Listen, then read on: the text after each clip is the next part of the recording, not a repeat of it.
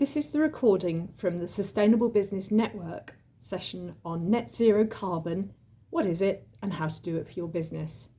It was recorded in the middle of the COP26 convention. We hope you enjoy the recording. We do have a very full programme today, and we are tackling the subject of net zero carbon. It is COP26. I think everyone's realised that's happening at the moment. And we're hearing this term, net zero carbon everywhere. The thing that isn't always there is actually what this is. So we're going to explore what this is, and specifically in the context of what it means for business and how you go about doing it.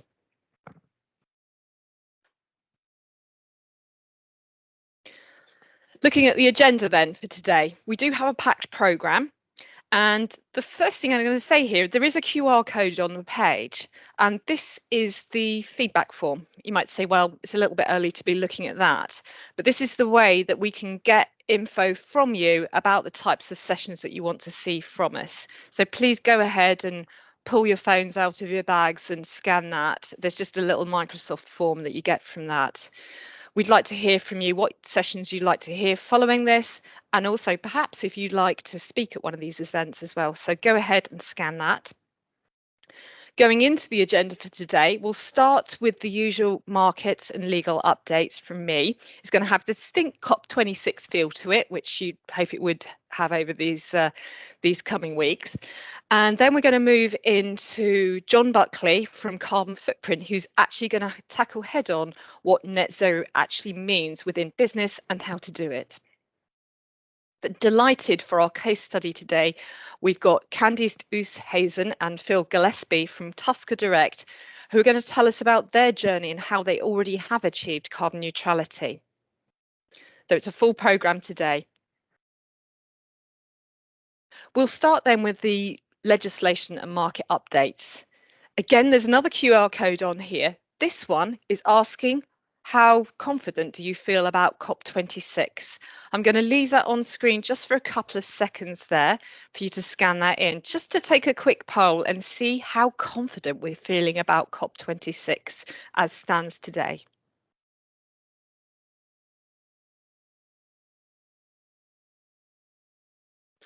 Lots of things have happened since we last met, and I'm trying to show you on screen there the types of things that we're seeing going on. We've got obviously the UN conference live at the moment, but lots of things have also happened in the meantime. The UK government has launched its climate change strategy. The Committee on Climate Change actually quite likes it.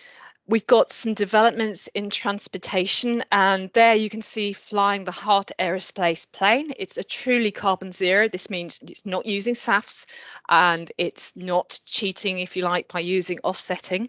It's purely carbon free, and this is the beginning of something very important within transportation. The first Earthshot prizes have been given out, and we can see there the supply chain issues with fossil fuels. Who's been waiting at the petrol pumps recently in very, very long queues? A lot of people.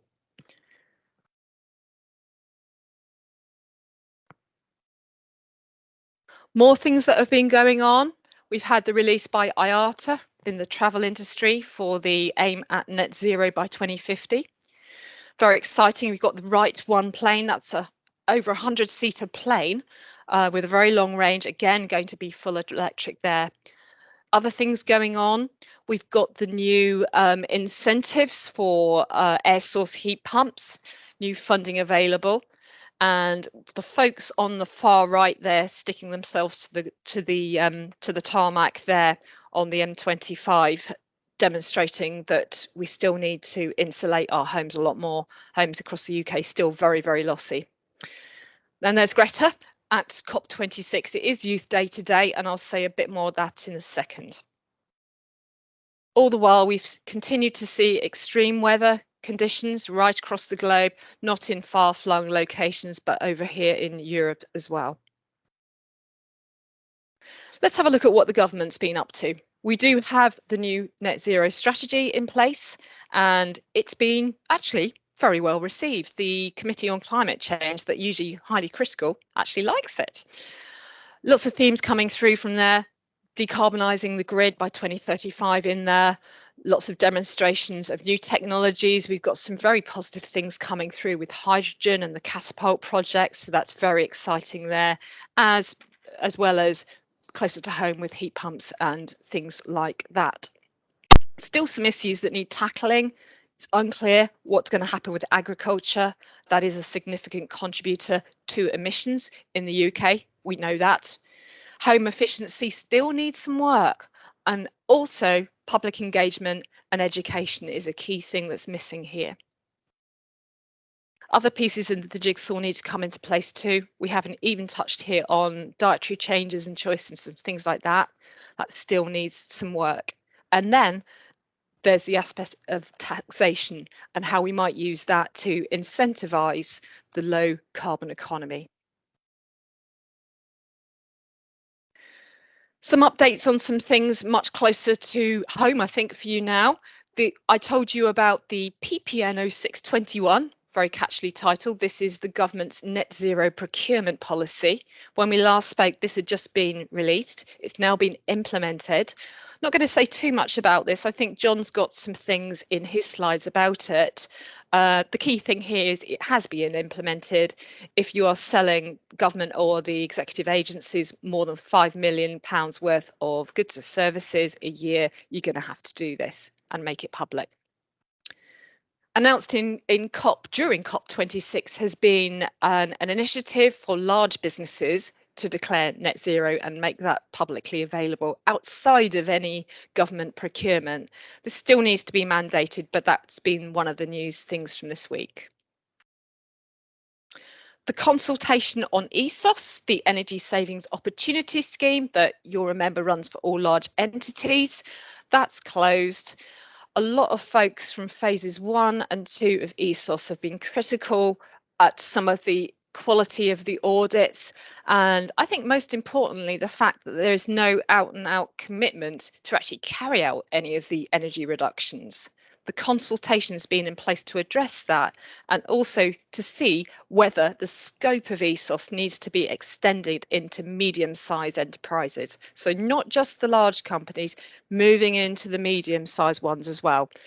We'll keep you updated on what comes from that. So hopefully at the next session we'll know what's going on there. Almost at COP26, but we meeting a couple of days before we had the G20, who agreed some things that perhaps for this group of countries, not that surprising, but good all the same to see them agreeing to limit temperature rises to 1.5, net zero by 2050. Some other important things in there about conservation of land and planting 1 trillion trees by 2030. So some really great things in there. Coal makes an appearance there, and we'll talk about that in greater context because that was really the news from COP from yesterday. Right, what we're showing you here are the 8 main goals of COP26 in black there, and what I've tried to put there in green is the progress that we're making so far against that. Some things still need to be done, so finalising the Paris Agreement rulebook. Well, we haven't got there on that yet, and arguably on the finance of renewables. We have got the commitment of more than 40 countries now with the phase out of coal, and that's very significant. However, I'd note the countries have written down their US, India, China, etc., aren't signed up to that and are obviously big users.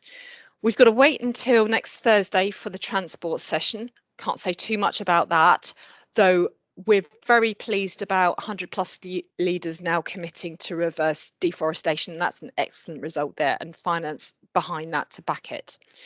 In terms of scaling up of climate finance, Mark Carney had a big idea for the lovely title G funds, but I'm not sure whether he's just counting the SBTIs within that. I'm not sure that holds water and needs a bit of investigation, so be careful what you're reading into that. I will pull out from here. India is also committed to a net zero target. Perhaps it's a little slower than others, but they have one now.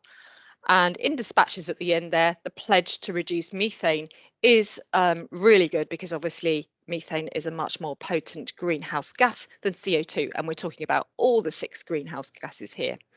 I'm going to whiz through to the end here just to show you that there are some links here. If you want to know what's happening on what day with COP26, here are the links to check out the timetables. Also, you can follow up on the live feeds and webcasts. There's a daily press conference about 1:20 in the afternoon, and you can watch that free. So follow up on those links there. We've also had the government's Green Claims Code come into place. This is very straightforward and useful, actually. The links are at the end. Check out how your products and services stack up against this, and then maybe try what your competitors look like too. Very straight talk here. This is actually very useful. The Environment Bill's also been updated. My goodness, lots has happened, but if you blink, you would have missed this because of all the noise around COP26.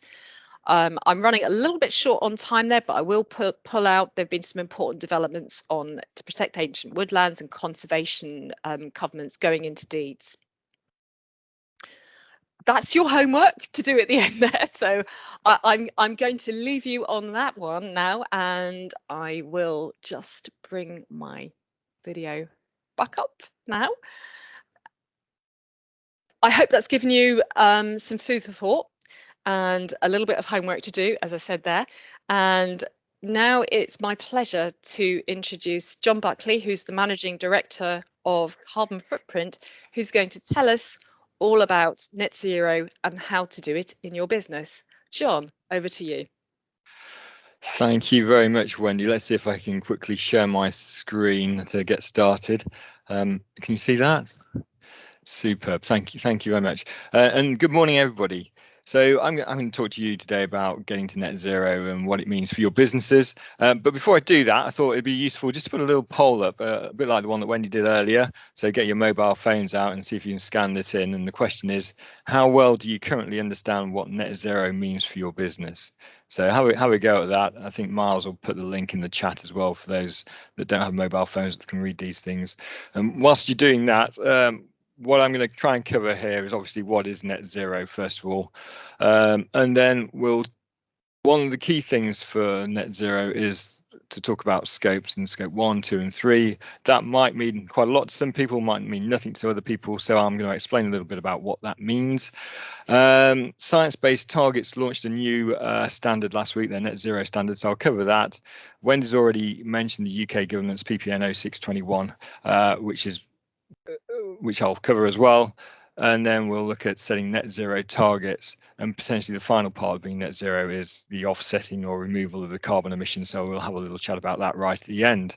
So what I won't have time to do, because it's quite a short, compact time today, is I won't have time to tell you how to calculate your carbon emissions. I think a lot of you guys are already doing that already, but we've done plenty of sessions in the past that cover that. So hopefully you can try and dig one of those out, and it'll show you all about how to calculate carbon emissions. So let's crack straight through this then. So what is net zero? It's one of these terms that we've heard all the time over the last certainly over the last couple of weeks, and actually for a little while now. So it's quite basic, really, from a planetary point of view, from a global world point of view. It's all about balancing out the greenhouse gas emissions, GHGs, greenhouse gas emissions, with the greenhouse gas removals. So if you think of very basic equations, it's basically emissions out minus removals has to equal 0. So that's the goal. However, it's not quite so straightforward, because it's quite hard to remove CO2 from the atmosphere. And even if we planted the whole of the land space across the world with trees, we'd still be struggling to achieve that. And obviously we can't do that because there's deserts, there's places there's fields that we need to grow food, there's places that we need to live, and etc. etc. So what we need to do is massively reduce global carbon emissions before we can get around to that sort of final balancing act. And we really need to be removing carbon emissions by about 90% to have any chance of being able to remove the carbon to become net zero. So to be on track for the 1.5 degree target, which is the one that the Paris Agreement is pushing forward, and obviously we all want to try and achieve, we need to actually do a lot of things and achieve some real big goals. And the first near-term goal is to try and halve emissions by the year 2030. So, wow, that's not very far away, is it? It's less than 8 years away, and we need to halve the global emissions by then. And then going on beyond then, we need to get to ideally zero, but net zero will work by 2050. So two massive goals. And we've already heard that a lot of countries have pledged to get to net zero by 2050, but there are some that will not get there in time. We've heard that China is aiming for 2060, and India, as Wendy said a little bit earlier, is looking at 2070. So some big challenges there.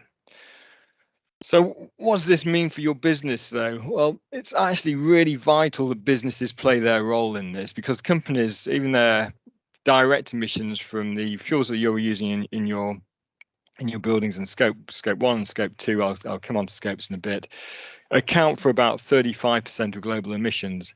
And then if you take into account all the downstream emissions of things leading up to your business and all the upstream emissions as well, so the other way around, it's businesses account for about 85% of global emissions. So you can see there, it is absolutely vital for companies to play their part. So we've mentioned scopes. I know some of you have already been doing calculating your carbon emissions and will fully understand scopes. I won't go into this in too much detail, but this is a chart that I've borrowed, if you like, from the World Resources Institute's Greenhouse Gas Protocol, who kind of defined what these scopes are originally. If you imagine your company is bang in the middle of this, Scope 1 is your direct emissions. So they're the emissions from the fuels, for the fossil fuels you're burning effectively. So it could be the gas that you've got going into your buildings, or oil for heating. It could be the petrol and diesel that are in vans and lorries and company cars. So that's your Scope 1, your direct emissions. Then Scope 2, they're still pretty direct, to be fair, but they're called indirect emissions, but they're indirect emissions from energy that you're buying in. So it's typically mainly for most companies, it's from the electricity that you're buying in. Then there's a load of upstream emissions, so things that happen as well, that you're not directly responsible for burning the fossil fuels, but because of the things that you're buying into your business are causing carbon emissions. So this could be, staff commuting into work. It could be travel that's happening. It could be the materials that you're purchasing in, the logistics of getting those materials to you, etc. So all those are kind of heavily impacted by you. So you need to sort of consider those types of emissions as well. And then there's the downstream emissions of things that happen once your products or services have left your factories and offices, and what happens there going into the future. So, Scope 3 would include the carbon emissions of the products that you're producing. So if you're, say, producing computers, then obviously those computers require electricity and energy, which will cause carbon emissions into the future. So you have some level of impact on that. And the other big one, certainly for the investment companies, is the investments that they make. So have a look at this in slow time, but it's, this is a key part of making sure that you focus on the correct areas of your business. And if you do an assessment that covers all your Scope 1 and 2 and 3 emissions, you'll then see where your true impact is. And it may not be your direct emissions, it may be the products that you're producing, for instance. So focus there to reduce emissions going forward. There are some key concepts here. Obviously, if we all did calculate all our Scope 1, Scope 2 and Scope 3 emissions, there'd be lots of double counting, because your Scope 1 emissions are somebody else's Scope 3 emissions, and your Scope 2 and 3 emissions is somebody else's Scope 1 emissions. So there's lots of crossover here. So if the whole world was doing this and everyone's focused on reducing all of their Scope 1s, 2s and 3s, that's fantastic, but there'd be lots of double counting. So just to give you an example of that, a power station, a company that owns a power station, for instance, making electricity, their Scope 1 emissions are all the fossil fuels the emissions from the fossil fuels that they're burning in those power stations.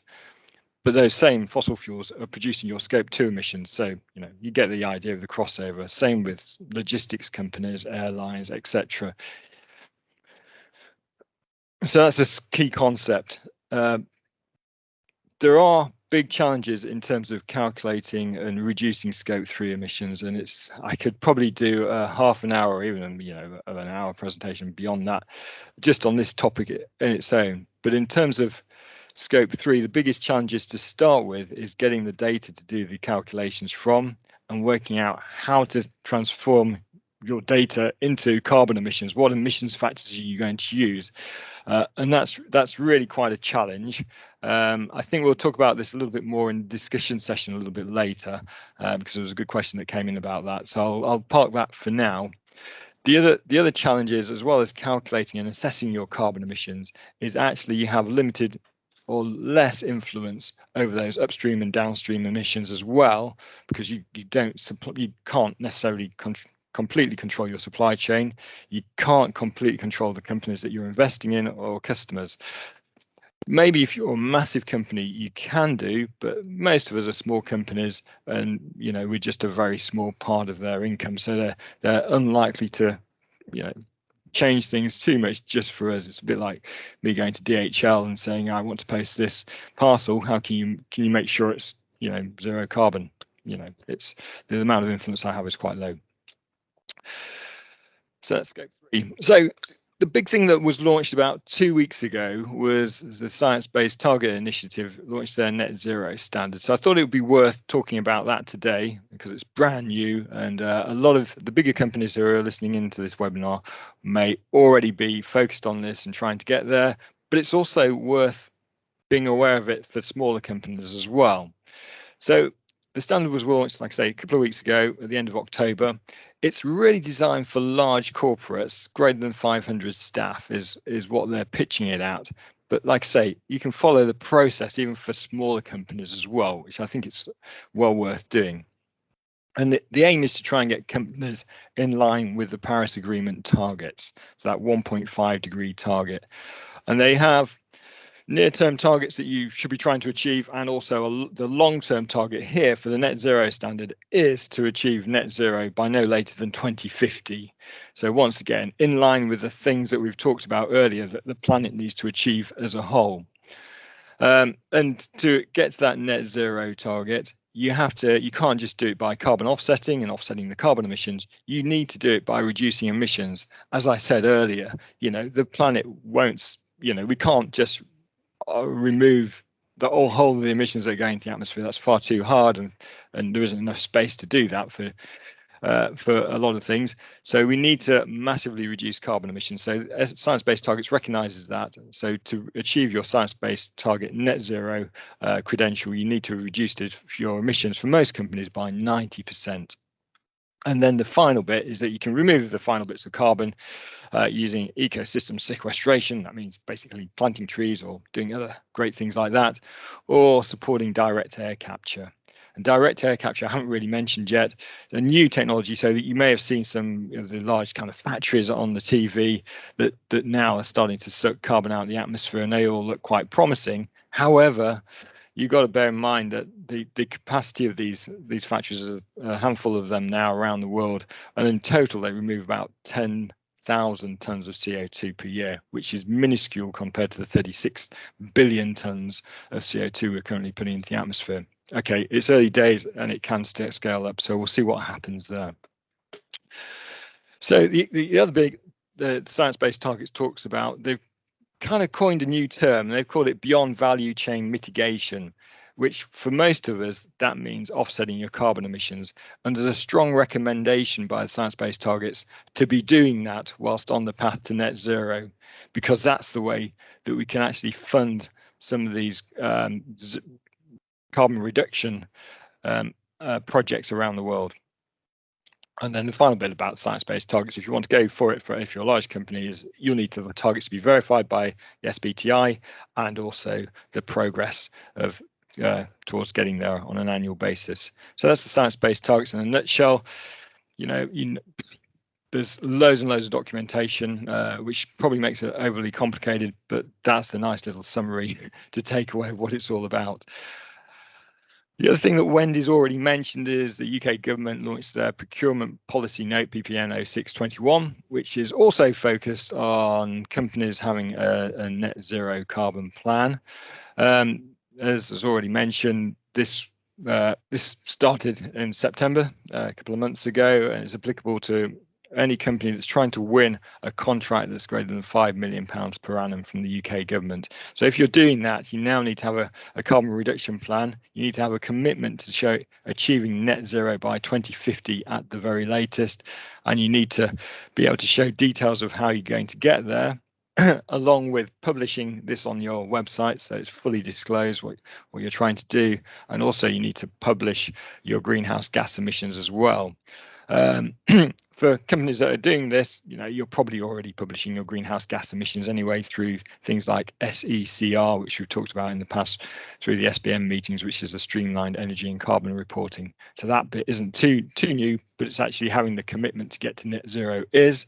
And the other thing with the public procurement note, in terms of what it allows in terms of carbon offsetting, is it does refer back to BSI's PAS 2060 document. So if anybody is aware of that, BSI has a specification to help companies achieve carbon neutrality. And yeah, the UK government referred to that as a way to achieve net zero.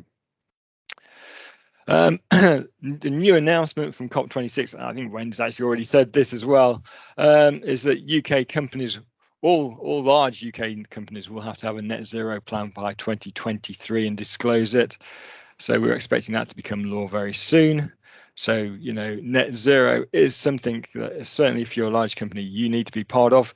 But not only that, if the large companies are going into their supply chain and doing the full scope 3 assessments, then they're likely to come knocking on your doors as well if you're a smaller company, to find out what you're doing and get data from you to go into their carbon footprint assessment. So there will be an increased requirement for supply chain companies to be also playing their part as well. So to set targets, I think there's 5 things to consider, especially when you're going for net zero. And these are, I've tried to summarize it here, and I'll explain what I mean by each of these terms.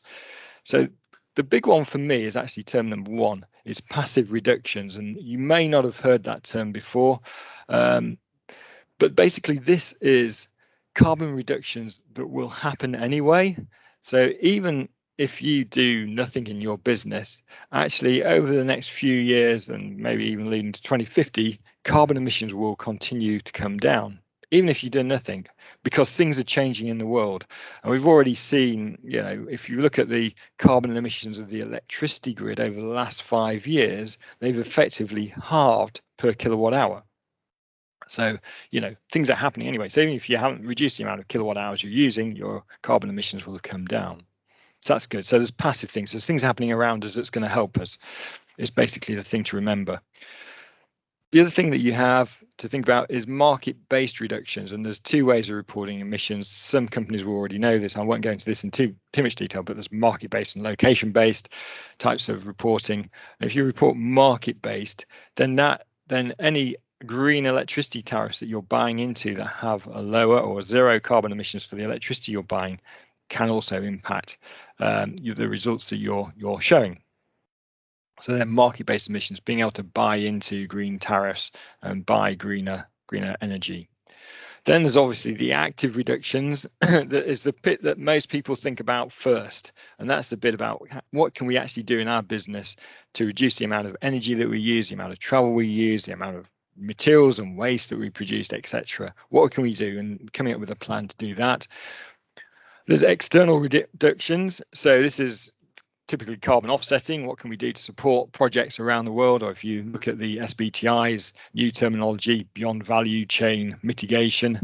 So it's all about, what can we do to finance some of the projects that are needed elsewhere in the world to help the world as a global community achieve net zero. And then there's a final step, which is carbon removal, which we've already mentioned. So I want to talk a little bit more about passive reductions, because this is really key. And if you can recognize that this is happening and model it, then actually allow you to start setting more ambitious targets within your business. So as I've said, things are already happening. So in the UK, for instance, we know Wendy said earlier that, with the UK government, so the target to have a 0 carbon electricity grid by 2035. So by 2035, or the carbon emissions from your electricity usage should be zero. So that's great. That's going to help, isn't it? There's things that are happening, like banning legislation that's coming in, so such as banning the sale of new petrol and diesel cars by 2030. So that's going to have an impact, isn't it? And we're already starting to see more and more people starting to buy electric vehicles.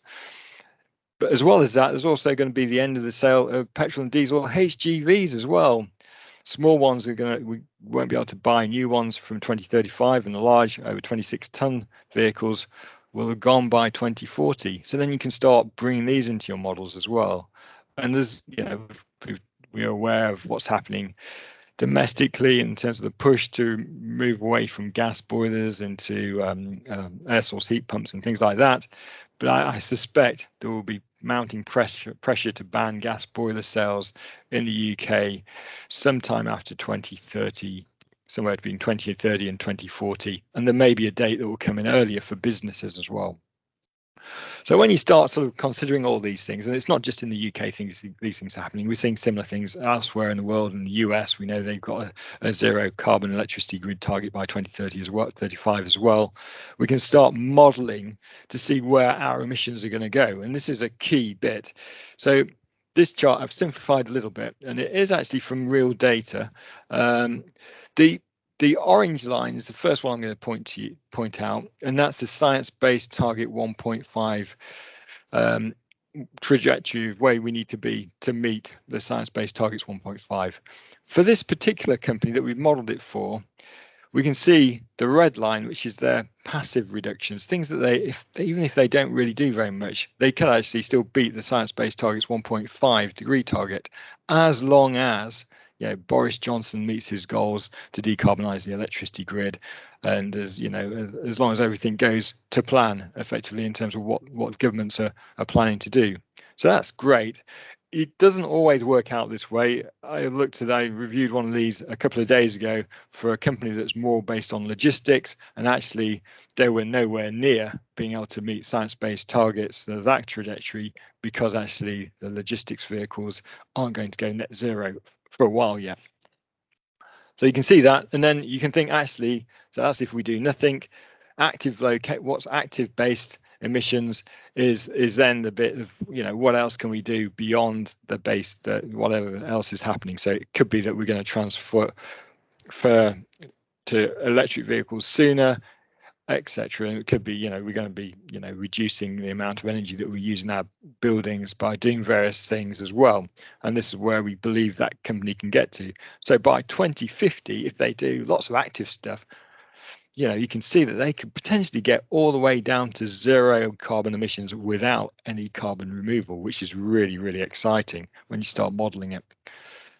And this is the same company, but it's kind of broken down in 5-year chunks to show you how their footprint would be made up. And the first thing to point out here, this is with a bit of active reduction built in. So the first thing is there's a big green part in 2020, which is their company car travel. So it's fossil fuels that they're using in company cars.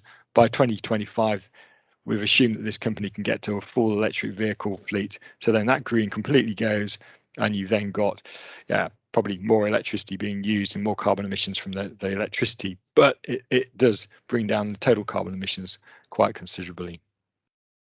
So it's great to do these sorts of models, because it then gives you the confidence to set some realistic targets, and you can be quite bold and say, actually, yes, I do believe we can achieve 50% carbon reduction by 2035 or whatever the year is, and I do believe we can get to zero carbon or net zero carbon certainly by 2050.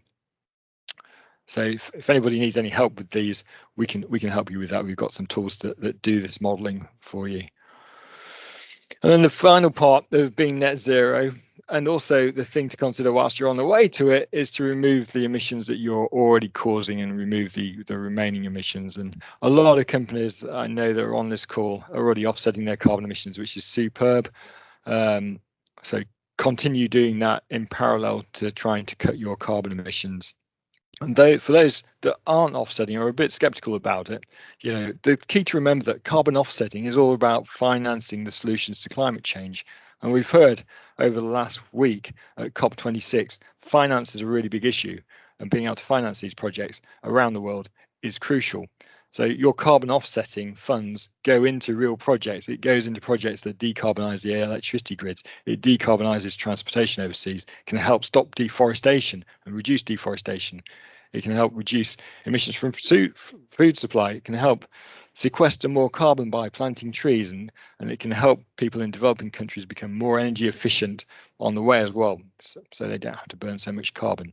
So, funding carbon offsetting, it isn't necessarily the perfect answer to everything. We should be trying to reduce carbon emissions within your own operations, but you've got to recognize that if you're already putting carbon emissions out there, which you will have done over the last year, then hey, why not at least do something to put it right? And don't just offset what you've caused. Go beyond that. If you can afford it, go a bit beyond and offset more and help these projects more is kind of what we need. When you're looking for offset projects, we've shown these sorts of slides before, but check that they're good standards, that they're being independently audited and verified and meet the leading standards. And a lot of you will be aware of the gold standard foundation, the gold standard verified emission reductions. Great one to look for, as is the verified carbon standard as well, as two of the main ones to watch out for. I think as time goes by over the next few years, there will be more really good standards that will start appearing, especially around farming, soil carbon capture and things like that. So I think this is quite an exciting space at the moment where you're going to see lots of really great, interesting projects. So I'm practically there actually. In sort of a summary, I've sort of flown through that really quickly, and it's one of those subjects that we could spend hours and hours talking about. But it's absolutely crucial that every business, especially the businesses that are in this call, who are already partly bought into this, aim to go net zero as soon as possible. And whilst you're on that path to offset the carbon emissions that you're producing, and try and include as much of your scope 3 as possible, those upstream and downstream emissions. I know it can be hard to do that because it's quite hard to get data, but it's really useful to do that so you understand your true impact of your business and start, start focusing on those areas which actually are making the biggest impact on climate change and causing most carbon emissions. Because it might not be your scope 1 emissions, it may be your downstream or upstream scope 3 emissions. So well worth looking at that. I've introduced the concept of passive reductions, really to give you a bit of confidence that you can go out and set some ambitious targets. And if you model that, then I think you'll be much more confident. It'll be easier for you to sell it within your businesses, these targets as well. We're seeing lots of large companies actually recognizing this now, and that's how they can set these, what seem quite amazing targets. But actually, we've shown you here that it can be quite realistic, even for a business, a small business as well. Talked about carbon offsetting, start supporting projects around the world. The key thing, though, is actually you need to start now. If you haven't started, start now, because actually the later we leave it, the later you leave it, the harder it will be for us to achieve that ultimate goal, which is net zero of the whole planet by 2050. And certainly if you're trying to stay on the 1.50 degree pathway, we need to get you guys and everyone on the planet to try and reduce their carbon emissions by 50% by 2030. So starting now puts you in a much better position to be able to achieve that. That's been useful. Thanks a lot for your time. You've got my contact details there if you want to ping me an email, any questions, but obviously I'll be around for the discussion session as well. So if there's any good questions that come up, I'll try and answer them. Well, I'll try and answer the rubbish ones as well. I'm sure they're all good. John, thank you so much for a very thought-provoking presentation there. I think we probably just got time for a question on there, and looking down on the screen there, I can see a question or comment from Professor Ian Williams, which I think is to do with timing of how the carbon offsetting works, and perhaps you have some comment on that and where that fits in the timeline of decarbonisation or reduction of emissions. Well, in terms of a business, in terms of timing, this is a climate change emergency, so we need to do absolutely everything we can now. There's kind of the old-fashioned thought was we should be kind of reducing emissions, and then once we've reduced as much as we can, then we'll start offsetting. To be honest, that's bonkers, because we're going to lose so many years by doing that. We need to start offsetting and taking responsibility of the emissions that we've produced right away, and start offsetting those and helping to fund the projects around the world that the world needs. So I'd say, in terms of timing, start straight away in terms of your carbon offsetting.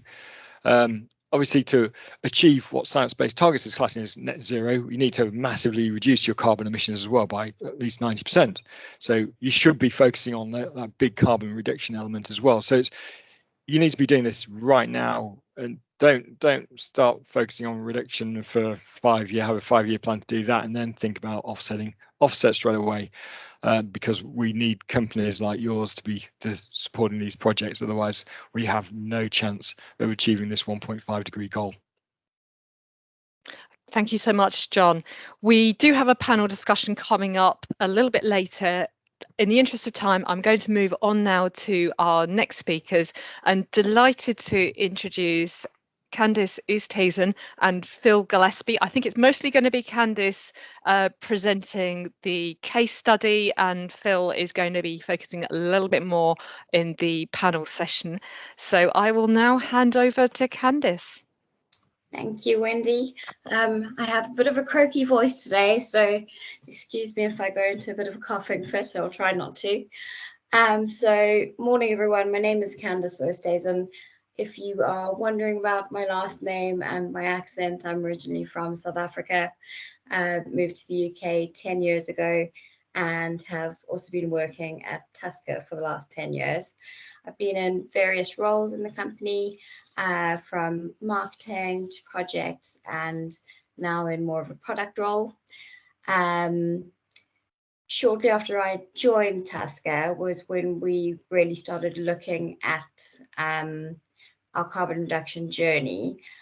So today I'm just going to chat through some of the things we've done over the last 12 years to reduce our footprint and really embed our reduction strategy across the business.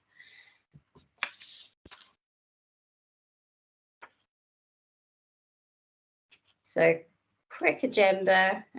Sorry, Phil's controlling the slides. I've had some IT issues this morning. So a little bit about us, our carbon reduction journey so far, and our ongoing commitment. It's really not a one-off exercise.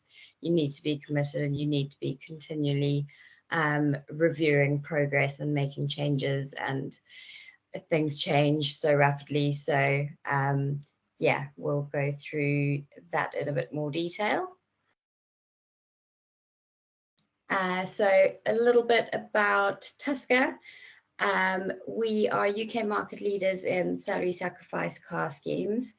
We were first to market to launch a scheme in 2009. Some of you may or may not have heard about salary sacrifice car schemes, but now with the electric vehicles and the favourable tax rates, as well as tax savings on electric vehicles, yeah, you will be hearing a lot more about salary sacrifice car schemes. We genuinely love our planet.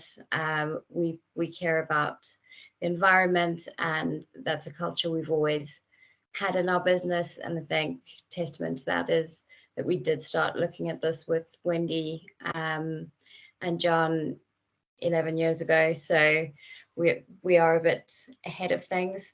And really, so with the salary sacrifice car scheme, the employer will implement the scheme, and that will then give employees access to take a car through it.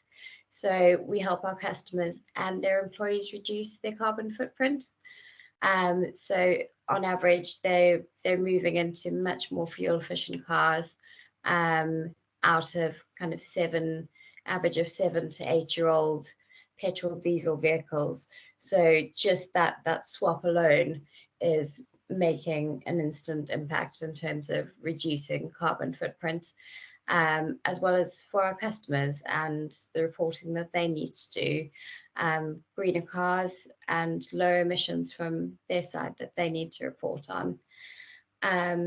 We've got a rapidly growing customer base of over 800 companies, and within those companies, there's over 1 million employees. In terms of growth this year, we are adding an extra 220,000 employees into the pot. So that's a kind of fifth of our business growing just within 1 year. And that again is mainly down to the incentives for electric vehicles. We are also proudly carbon neutral. So since 2013, we've been offsetting the emissions, the tailpipe emissions of each car we put on the road. So we've offset to date over 227,000 tons of tailpipe emissions. So we work that out based on the mileage, the CO2 emissions, and the length of the contract. So while that vehicle is on the road with the employees, it is completely carbon neutral from our side. We're now definitely at the forefront of the electric revolution. So we're helping people shift the way that they've traditionally always thought about electric cars. It is a big jump. I think now that there is more models, almost every manufacturer has an EV model available within their brand. So most models have an EV now. And yeah, the ranges are longer and people are becoming a bit more comfortable that this could be an option for them. And one of our key USPs at the moment, and this is also driven by the government, is that our CellStack product is the most affordable way to drive a brand new either plug-in hybrid or electric car. And that's down to the savings that tax and NI savings, along with very low BIC rates, means that from the initial gross cost of a vehicle, for example, a Tesla, could be £600, but after the savings and after very low BIC of 1%, that goes down to £300. So we have been shifting vehicles like hotcakes. We've had a very busy 2 years. So yeah, we're in a good place, and it's just very exciting to be part of that revolution. Sorry, Phil is controlling the slides. Our green credentials, we are carbon neutral since 2010. We got our ISO accreditation in 2013, and we do annual audits for that. We're recognized as a Go Ultra Low company. We've joined the EB 100 by the Climate Group. We've won a number of Green Apple Awards over the years. And we were also recognized as a Green World Ambassador for environmental best practice in 2018.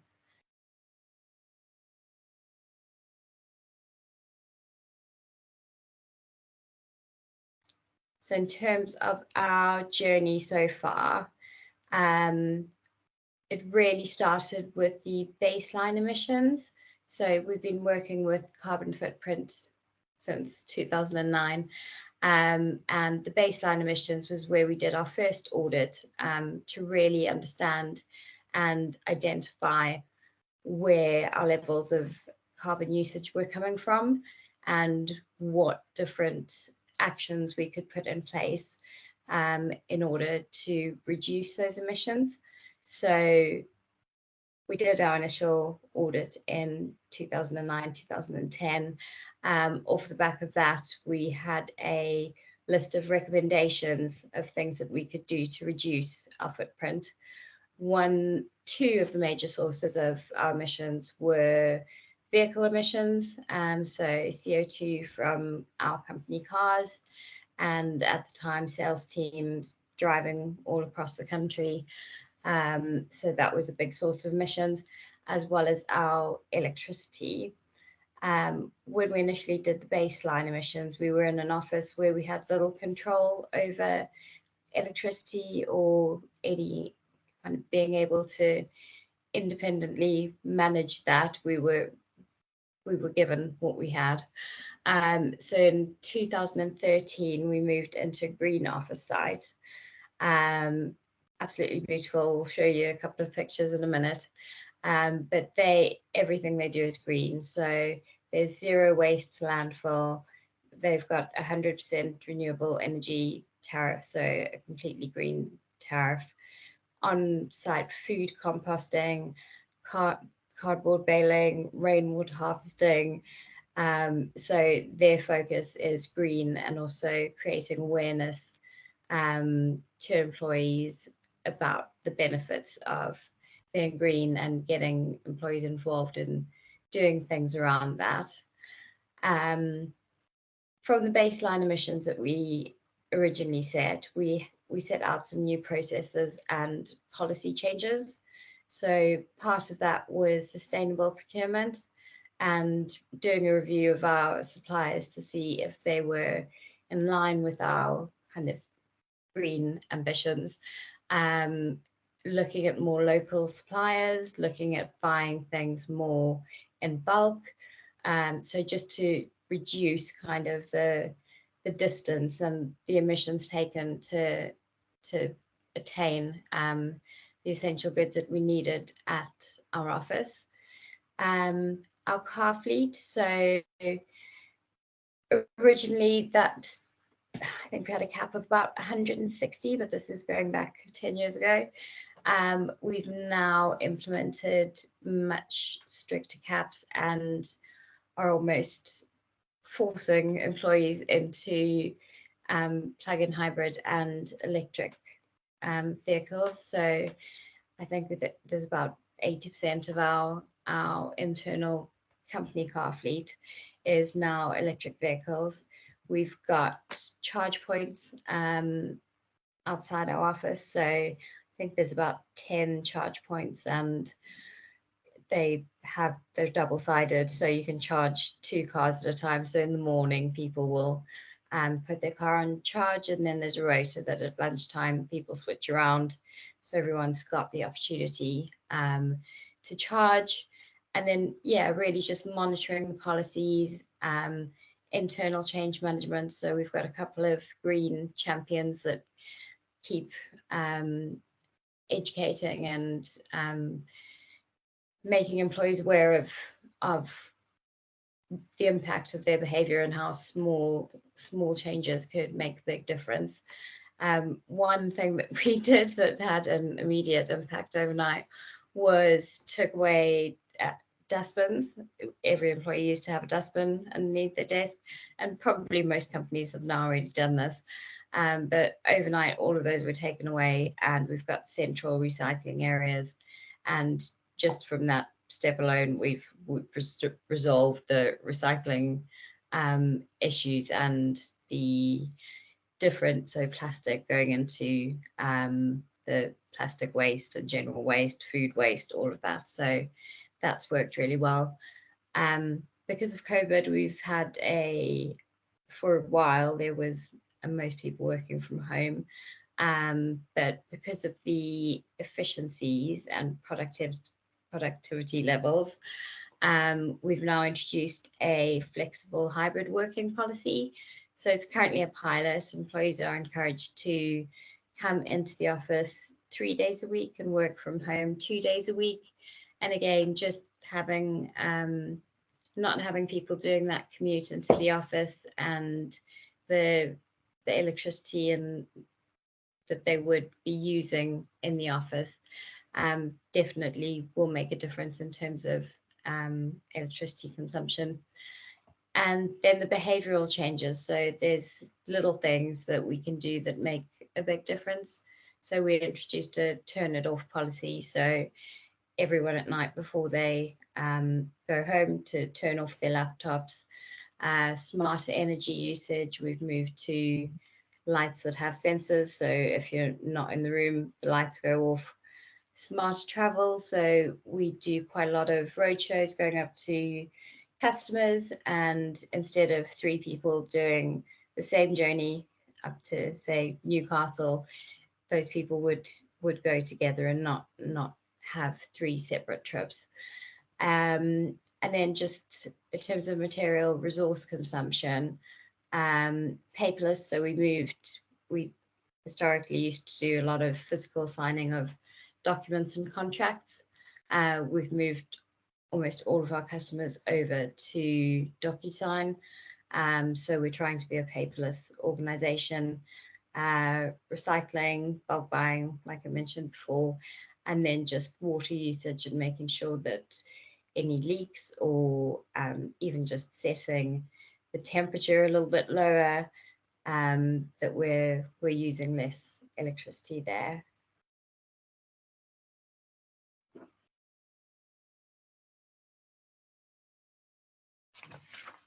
So this is our offices that we moved into in 2013.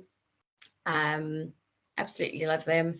Not every company would have the opportunity to consider moving into a different office, but potentially also now with COVID and the way things have changed, there might be companies that are looking to downsize. So worth taking into consideration of if you are going to be moving offices, just where you go to and what their approach to being green is. So we've got plenty of open space. There's free bikes to ride. There's charge points. They do beekeeping. And they have days where you can go and watch them do beekeeping, and the honey goes into the local cafe. There's a car sharing scheme, there's nursery, got Amazon locker boxes, there's gym, so everything our employees need is kind of right there. It doesn't have to be a big mad rush to take your lunch hour and get things done. You can pretty much do everything you need to do on site, and that also links in nicely to employee well-being.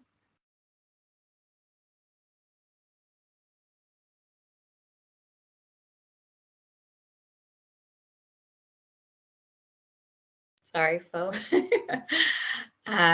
So through our annual appraisals and continuous review and enforcing those processes and policies and behavior changes, we are on track to meet our net zero emissions by 2022. So key drivers behind our reduction strategy was really implementing the original recommendations and reviewing those every year, seeing if we have met the targets that we've set. And if we haven't, why not? What can we do differently for the next year? Moving to a green office site and green energy electricity tariff, that definitely made a massive impact. Doing the annual appraisals and reviews, we were quite early adopters of electric vehicles and plug-in hybrids. So because of the industry we're in, we've got relationships with all manufacturers. And I think the more you see people using this new electric technology that some people are still quite scared of, it is so simple and it's so straightforward. So we were early adopters of that, and at the road shows that we attended, our customer sites, we'll take those cars there. And that in terms of reducing our emissions as a company, that definitely made a massive difference, along with changing our company car policy, and soon we'll look to restrict that to purely EVs. We've got charging, I mentioned it already, but car charging infrastructure at our head offices, remote meetings where possible. So that has been a recommendation we've had in place for a while, but definitely accelerated by COVID, and is just so much more efficient, especially for our sales team. Instead of them spending half of their life driving around the country, they can have their remote meetings. And then after, so we started our pilot of the hybrid working policy. So that's the 3 days in the office, 2 days at home. We'll see how that goes. It's obviously had an impact on last year's emissions with a bit of a drop. But so that's something that we need to take into account. 3 minutes, please, Candice. I'm sorry. 3 minutes. So what John was talking about in terms of the PPN 0621, we recently went through that exercise with carbon footprint. So we have we've done our formal target setting and done our targets to reach net zero. And then the only thing we haven't yet taken into account is the downstream electrics, but we'll be looking at doing that from next year. On the cars that we've got on our fleet across our customers, you can see the massive shift change just from when the newer, longer range electric vehicles were introduced. It's dropped down massively in terms of CO2 reductions. And in terms of the fuel mix of our projected deliveries, or historically and going forward, we're going to be 100% electric by 2030. And I've never seen such a dramatic change of just a trend. You can see how quickly, just in 2020 and 2021, just what a huge shift the electric vehicles has been. And I should only have one slide left.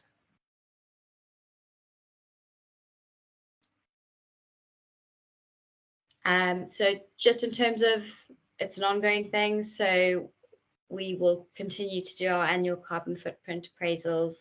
We've done our target setting and we'll keep reviewing that.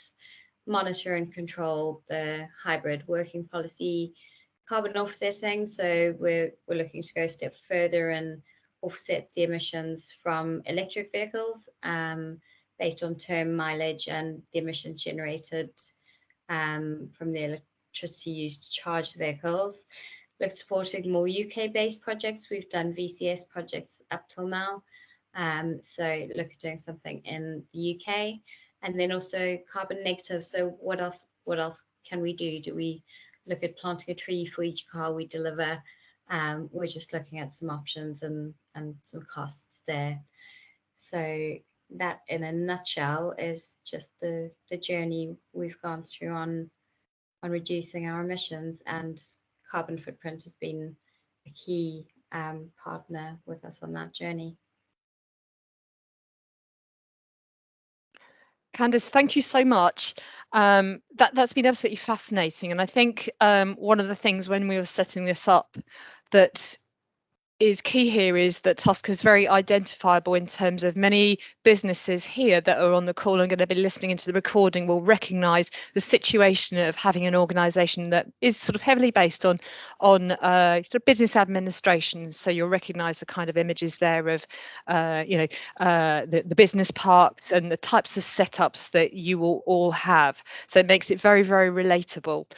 We're running a little short on time there. I know there has been a discussion on homework footprinting, and John's just posted some posts on that. We actually do have a Sustainable Business Network session that is fully recorded, and I think John's put the stream for that tackled specifically the homework footprint subject. So please do go and look into that. There's a really good discussions as well during that session, and that's available with the rest of the back history of the SBN videos that we've been doing over the last 18 months. So please do check into that resource.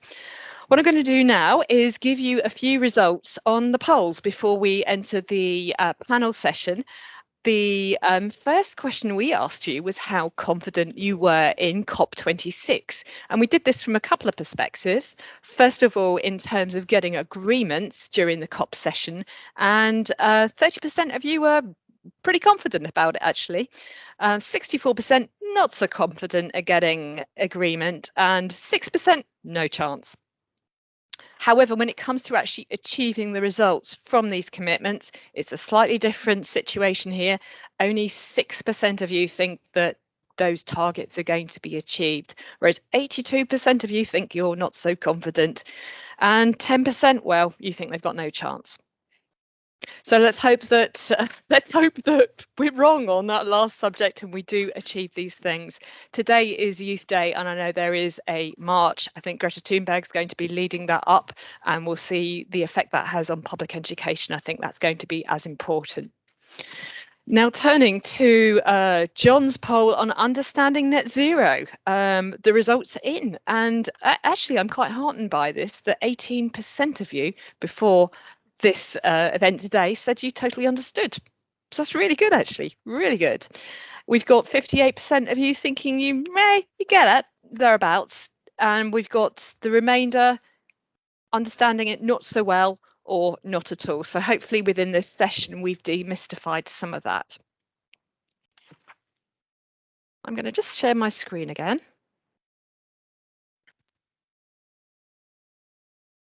Okay, if you can give me a quick thumbs up that you can see my screen, that's wonderful. We'll move then to the panel session. Excuse me. Ahead of this session, we sent out a call for questions on what your challenges are for net zero. And these questions really clustered around two main areas, which I have shared with the speakers today. So they could be a bit more prepared. I figured that they need to know, rather than surprising them, this isn't news night, we wanted to actually have them a bit more prepared to answer your questions. The first one really was all around EVs and particularly around finance. So I think if we could spend maybe around about 3 to 5 minutes, and I'm looking at Phil at the moment, just running through those basics there of how you go about financing the EVs. And I know people have been, really saying, well, salary sacrifice is something that we hear quite a bit of today, and why that makes EVs. I think I had to run the calculations myself, but it becomes a no-brainer. But you're the expert, Phil. So if we could just have a couple of minutes on the EV financing that Candice touched on in the presentation there. So just 2 or 3 minutes, please, on that. Okay, and yeah, conscious of time. So ultimately, there are of course a variety of ways in which employees could or consumers could potentially gain access to these cars, whether it be contract hire arrangements, personal lease agreements, buying the vehicles. I think what we've already established is that the viability of going green has never been better than it is right now. The mileage range of vehicles, the choice of vehicles, the charging infrastructure, and the investment that's been made in charging infrastructure are all coming together to create a sort of perfect storm in terms of people actually wanting now to make that move into greener vehicles. This was an article taken back in June on BBC News, focusing on the fact that we are seeing the biggest shift since the days that Henry Ford first started his production line back in 1913. So the market is changing at an absolutely phenomenal pace at the moment. And that creates obviously a huge opportunity, but in such a fast-paced market, it does potentially have some inherent risks for consumers, because the reality is technology is moving on at such a pace that where we are today will most certainly be a very different place to where we will be in 2, 3, 4 years' time. So buying one of these cars could potentially have a lot of risk. I got an electric vehicle for my wife back in 2019. Everything has already moved on since then. And actually looking at it from a consumer's point of view, I'd never owned an electric car. I didn't know about servicing costs, maintenance costs, and of course the really big one in such a fast changing market is depreciation. So when we're looking at it from a salary sacrifice perspective, we're able to provide a model that actually bypasses those risks and provides that reassurance. And ultimately, it is government policy that is driving the momentum and appetite that we're seeing in the market. We've already touched upon the government's Road to Zero strategy and the ban on new petrol and diesel cars. And this is, this had to be supported by a wider government strategy. So we've obviously seen the launch of ultra-low emission zones. And we've also seen the government look to incentivise consumers to make that transition. And to do that, the Chancellor ultimately had to provide a financial incentive for individuals, but it also had to give manufacturers that long-term confidence. So I'll explain a little bit more about the mechanics of the scheme in a moment, but this table is published by HMRC, and it essentially is how you determine the tax payable on a car provided as a benefit of employment. So whether a company car or salary sacrifice car, tax treatment is one and the same. And so when the Chancellor Rishi Sunak issued the 2020 budget, he confirmed gave us 5 years visibility. And just to provide an explanation of this, and I thought it would help to kind of take a step back. Where we were in April or March 2020 was if you selected a zero emission car, it was taxed based on 16% of the car's value. So if, for example, you had a £30,000 electric vehicle, would calculate 16% of that £30,000, and that is the value upon which the employee would pay tax each month. And at that level, salary sacrifice still worked. I had the car at that stage, and it still provided me with savings compared to a personal lease arrangement. But when the Chancellor changed the benefit in kind rates, we saw this complete overhaul and a 5-year view, so taking us to 2025 with these record low rates. So in the current tax year, that exact same car would actually have a nominal £5 or £10 tax payable. And it is this policy change primarily that is driving the momentum and enabling employees to take that first step into a green vehicle. And actually, we've seen manufacturers get behind this. It should be noted, VW with their new ID range are actually delivering the car that we're looking at here. These cars are being delivered to consumers in a net carbon neutral position. So they are offsetting the carbon generated in production by preserving rainforests. So there is a lot of really positive things going on, not just with consumers, but manufacturers actually taking responsibility. So where does salary sacrifice come into this? Well, it is that peace of mind. In such a fast changing market where depreciation and all the unknowns are there, we are able to provide a benefit of employment which enables an employee to access a brand new car of their choice, which is fully maintained, serviced, insured for one fixed monthly amount. There are no deposits, there are no credit checks, there are no balloon payments, and employees have that complete flexibility to choose make, model to suit their personal needs, mileage and term again to suit their own lifestyle requirements. And by removing those elements and just allowing employees to have one fixed cost, it takes they're able to plan effectively and it ultimately supports their financial well-being and enables them to make that transition. Another minute or so, please, Phil. Thank you. Yeah, won't labour on this, but essentially, Tusker will fund the purchase of the car. We will make those cars available to the employees in lieu of salary, and by doing so, employees can benefit from considerable tax and national insurance savings, in addition to manufacturer discounts, fleet and VAT savings. So we are able to remove risk for the employer in making this benefit available. It is fully employee funded. And what I wanted to conclude was just how this stacks up compared to a personal lease example. So the Audi e-tron, £41,000 electric vehicle, one of the largest nationwide personal lease providers quoted yesterday, I would be looking at that car costing me somewhere in the region of £661 a month. By contrast, through a salary sacrifice arrangement, similar monthly cost to start with, but the tax and national insurance savings obviously bring that cost down. Very small amount of benefit in kind payable, giving me a net cost which would enable me to save over £250 a month on the exact same car on a like-for-like basis. Now that £12,500 is the equivalent of over £21,000 in gross salary.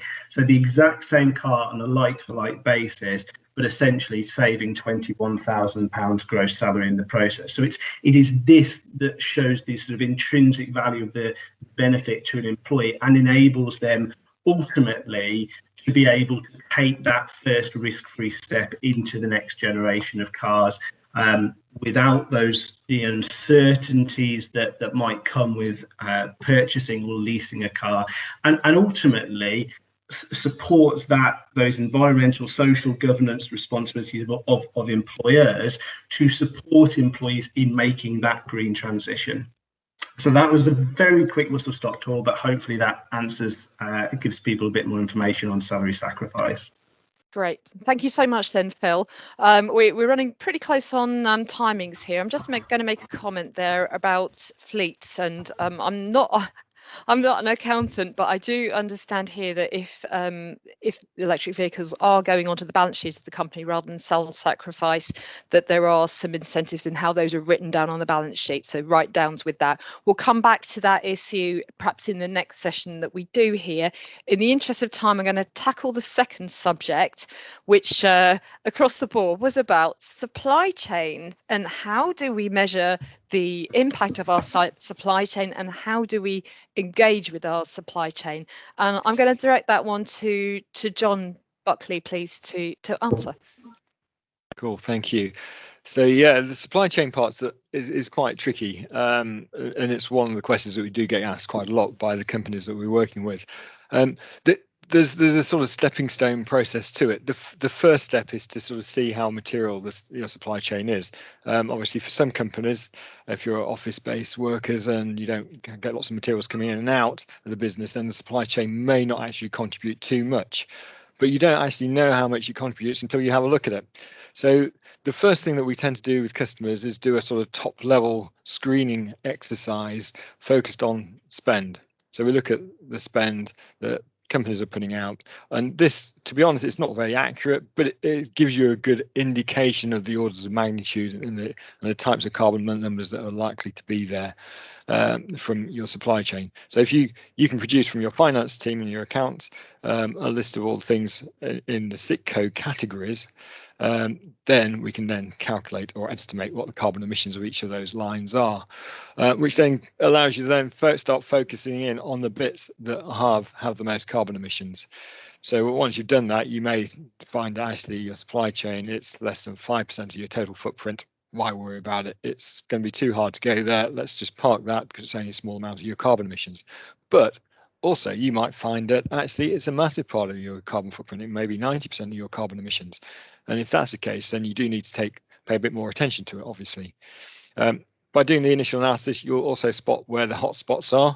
And if it's materials that you're buying in, then you can potentially do the next level of refinement to the calculations to look at the carbon emissions associated with those materials. So there's databases of carbon emissions from materials. So if you're a company that gets lots of steel in, for example, then you can sort of look at it by the weight of the steel, the mass of the steel, and calculate an estimate of the carbon emissions there.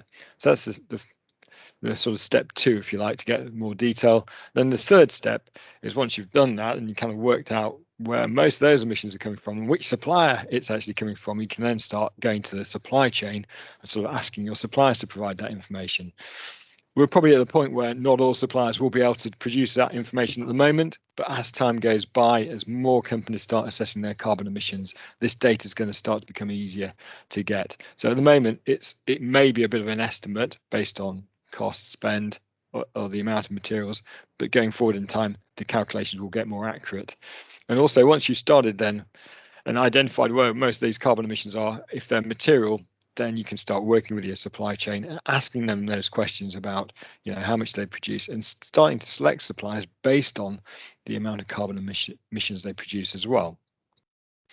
And that's the key, really. And maybe it's a case that you'll find that you could potentially change that steel to some other material which will have a lower carbon emissions, and start redesigning products to sort of take carbon out of your products and what you're doing. So that's kind of how to start off with supply chain. It's obviously a journey and it's going to take a while, and this is the challenge really that a lot of companies are facing right now. But the most important thing is to start. Do you think that helps answer the question, Wendy, or is there anything else I should pick John, up on? I think you've covered lots of things. What I would say is we have done a supply chain session just recently on the SBN. I think it was a couple of sessions back. So I think Mars will probably pop the link in there to that video to look at some of the basics there, going from one end, from cost-based analysis through to the deep dive there and the engagement challenges that run with that. So I think Mars is just going to pop that online line there for us. I'm just going to share my screen again, so please bear with for 1 second. And we are now coming to the end of our session. And I do need to say a big thanks to all our presenters today, and also to acknowledge the support of the 4 councils that you can see on the screen there, without whom these sessions would not be possible. They're Basingstoke-and-Deane, Hart, Rushmore and Winchester City Council. So thank you for their support of these sessions. You can see the QR code is back on the screen there. I'm going to ask you please to raise your phones. This is the feedback form, so please do fill it in. We do want to know the subjects that you'd like us to tackle in these sessions. We do need to know if you would like to present at one of these sessions. Also, we occasionally do run live sessions when we're allowed to and restrictions permit, and we're hoping to move in the new year to some of those. So if you'd perhaps like to host one of these sessions and you're local to this region, we'd love to hear from you as well.